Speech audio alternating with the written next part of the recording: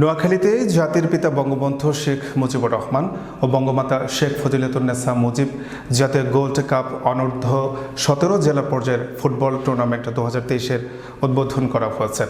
বিকেলে জেলা ক্রীড়া সংস্থার সাধারণ সম্পাদক ও জেলা পরিষদ চেয়ারম্যান আব্দুল ওয়াদুদ পিন্টুর সভাপতিত্বে উদ্বোধনী অনুষ্ঠানে প্রধান অতিথি হিসেবে উপস্থিত ছিলেন জেলা প্রশাসক দেওয়ান মাহবুবুর রহমান। জেলা প্রশাসন ও জেলা ক্রীড়া সংস্থার আয়োজনে এবং যুব ও ক্রীড়া মন্ত্রণালয়ের পৃষ্ঠপোষকতায় জেলা পর্যায়ের এই টুর্নামেন্ট শুরু হয়েছে। নোয়াখালী শহীদ ভুলু স্টেডিয়ামে প্রথম দিনের প্রথম রাউন্ডে বালক অনূর্ধ্ব 17 খেলায় বেগমগঞ্জ উপজেলা 2-0 গোলে চাটখিল উপজেলাকে পরাজিত করে এবং বালিকা অনূর্ধ্ব 17 খেলায় ট্রাই বেকারে চাটখিল উপজেলা 2-1 গোলে বেগমগঞ্জ উপজেলাকে পরাজিত করে বিজয় অর্জন করে। এ সময় অতিথি ও দর্শকরা ব্যাপক উৎসাহ নিয়ে খেলা উপভোগ করেন।